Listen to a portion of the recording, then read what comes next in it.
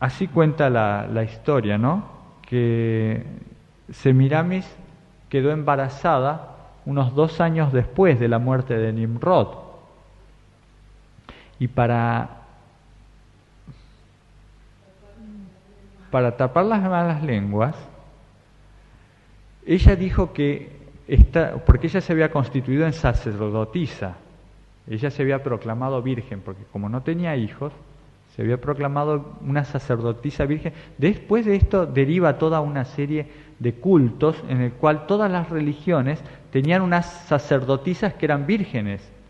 Se las conoce en algunas culturas como las vírgenes vestales, que eran las sacerdotisas de los templos, ¿no? De ahí deriva. Y que esta mujer, que se dijo ser virgen, ella era la sacerdotisa del nuevo dios Nimrod, y dice que un día estaba en su habitación adorando a su dios Nimrod, y que un rayo del sol que entró por su habitación la fertilizó, y entonces ahí tuvo un hijo que se llamó Tamuz, el hijo de una virgen, ¿no? No sé si a ustedes les recuerda algo esto, una promesa que se le había hecho a la humanidad mucho tiempo antes en el Edén. Después de la caída, se le dijo a Adán y Eva que la mujer tendría un hijo y que ese hijo sería el Salvador. Y Semiramis, que conocía esa historia, todos los descendientes de Noé la conocían, ella le hizo creer al pueblo que ella era la mujer de esa promesa y que su hijo era el hijo de esa promesa. O sea que estaba reemplazando a Jesús. Y Tamuz creció adorado como un dios. Tamuz también murió joven. Según cuenta la leyenda, tenía alrededor de 30 y tantos años cuando él murió. Murió en una batalla y fue descuartizado. Y cada uno de sus pedazos fue llevado a una parte del imperio, ¿no? Para que tuvieran una reliquia de Tamuz, para que veneraran el cuerpo. Después Semiramis lo hizo juntar para hacerlo adorar en donde tenían el centro del culto, que era la ciudad de Nínive.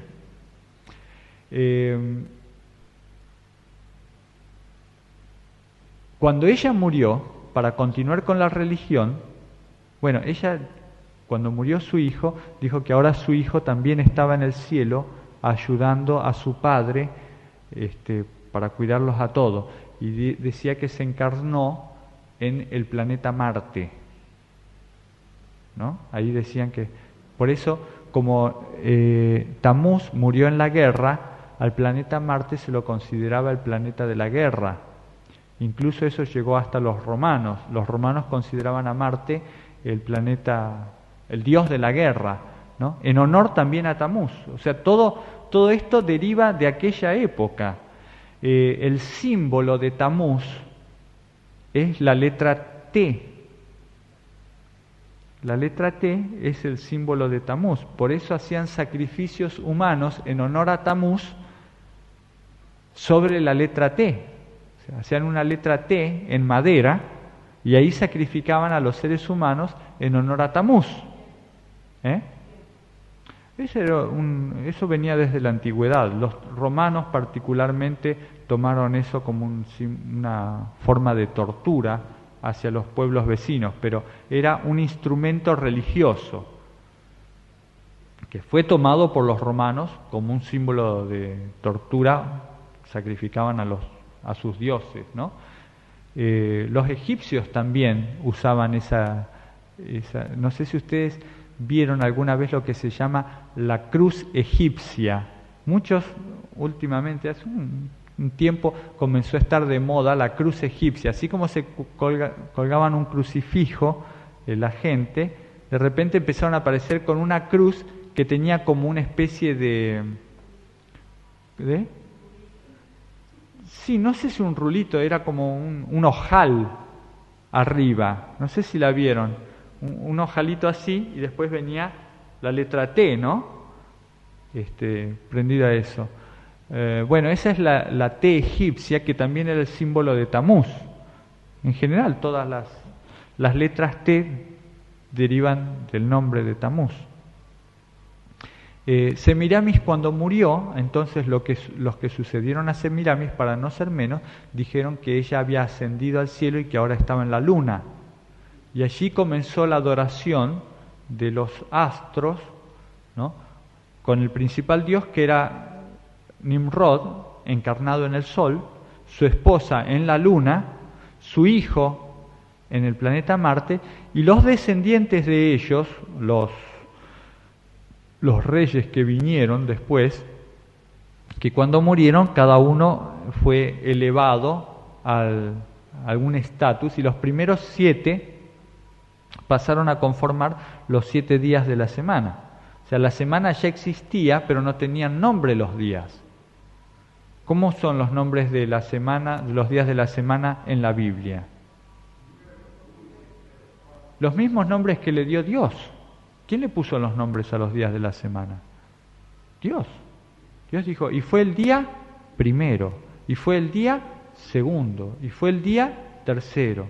Y cuando llega al séptimo día dice, y fue el día séptimo, y en él reposó. Y por lo tanto ese día se llama reposo, que significa sábado. El único que tenía otro nombre que no fuera un número era el sábado, que se llamaba reposo. Y eso quedó en la historia. Todas las culturas lo entendieron así. No sé si ustedes leyeron la revista del sábado que yo les di, una revista en colores que repartí ahora como 2 o 3 sábados.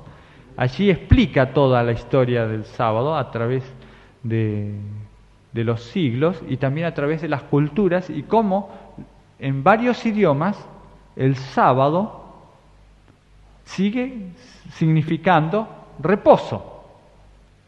Pero dentro de la mayoría de los pueblos paganos se adoptaron los nombres de los dioses para poner en los días de la semana, porque se le dedicó un día de la semana a cada uno de esos dioses. Y el primero y principal era el dios Sol, que se le dedicó el primer día. O sea, el primer día se dedicó al Sol. Y en todas las culturas paganas que derivan de Babilonia, ¿no?, después de la diversificación de las lenguas, en todas esas culturas el nombre del primer día de la semana es Día del Sol, o Día del Dios Sol, o Día de nuestro Señor Dios Sol, Día de Baal, así. En chino, en japonés, en todas las culturas paganas del Medio Oriente y hasta las culturas del norte de Europa, hasta las culturas nórdicas, siguen conservando los nombres de los dioses, ¿no? ¿Quiénes, por ejemplo? A ver, ¿qué saben ustedes de algunos idiomas? ¿Alemán? En inglés se conserva perfectamente Sunday, Día del Sol, pero en alemán también. ¿Cómo es en alemán? Sonntag. ¿Sí? Y así es en casi todos los idiomas. ¿Saben un idioma latino que no conserva esa? Bueno, en español también. Domingo quiere decir Día del Señor, y era el nombre que usaban los romanos para el Día del Señor Sol. En portugués no. Tiene domingo, no tiene primera feria, tiene segunda feria, porque empieza domingo, segunda feria, que es el lunes, tercera, cuarta, quinta, sexta, y después dice sábado, ¿no? Los únicos 2 días que tienen nombre son sábado y domingo en portugués, que sigue conservando la misma raíz hebrea, ¿no?, la raíz que Dios le dio. Y adivinen de qué otra cosa sirvió, para qué otra cosa sirvió el hecho de adorar a los dioses convertidos en planetas, soles y estrellas. La astrología. Porque a medida que iban muriendo los héroes, los reyes de ellos, o las heroínas, las reinas que ellos amaban y veneraban, le iban asignando un lugar en el cielo. Entonces, para conocer de quién se trataba, idearon un estudio del cielo, de las estrellas, a cada uno con su nombre, y así surgió la astrología, con sus poderes también, y su influencia sobre las personas. Crearon el número 360, o sea, dividieron toda la bóveda celeste en 360 grados, y esos 360 grados los fueron dividiendo también para asignarle. Eran inteligentes, claro que sí.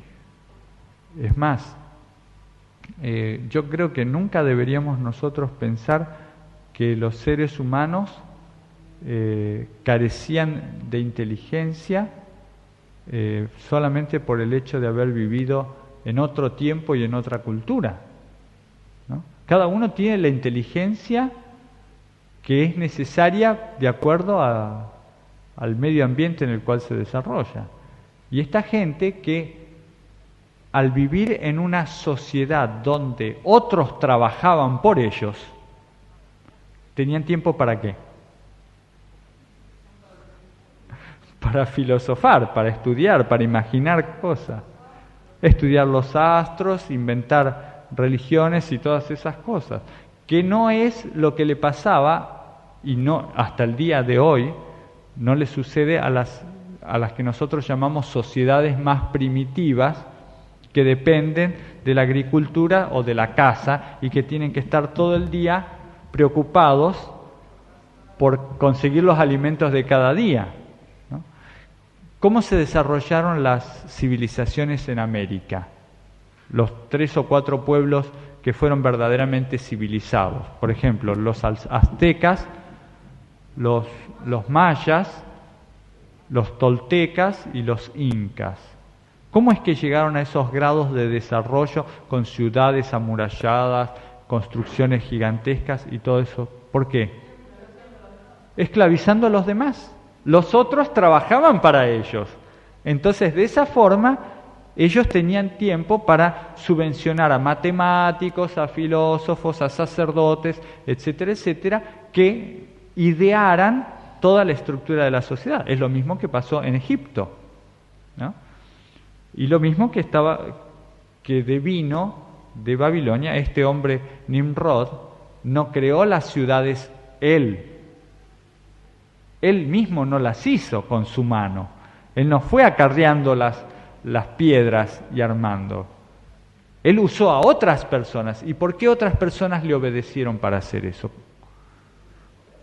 Él tenía poder, él les proveía el alimento. Entonces, cuando la gente no necesitaba ir en busca de su alimento, podía ser utilizada para otras cosas.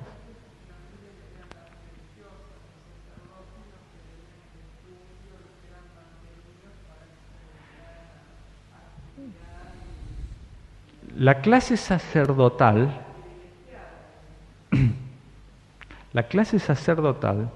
eran los más vagos que había.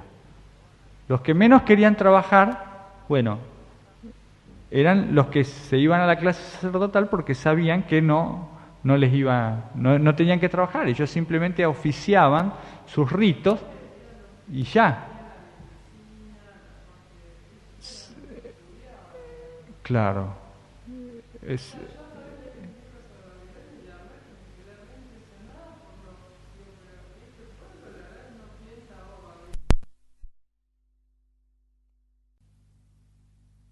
Hay acueductos y descubrimientos sobre Babilonia, o sea, sobre todas esas ciudades, que hoy nos sorprenden y nosotros decimos, ¿cómo es posible que esa gente tan primitiva para nuestra forma de ser, 4000 años atrás, ¿no?, tuviera una cantidad de cosas que hoy, sí, en la Edad Media no existían? Por eso se murieron de pestes, porque no se higienizaban, pero sin embargo esa gente Bueno, el hecho de haber vivido, algunos de ellos 200,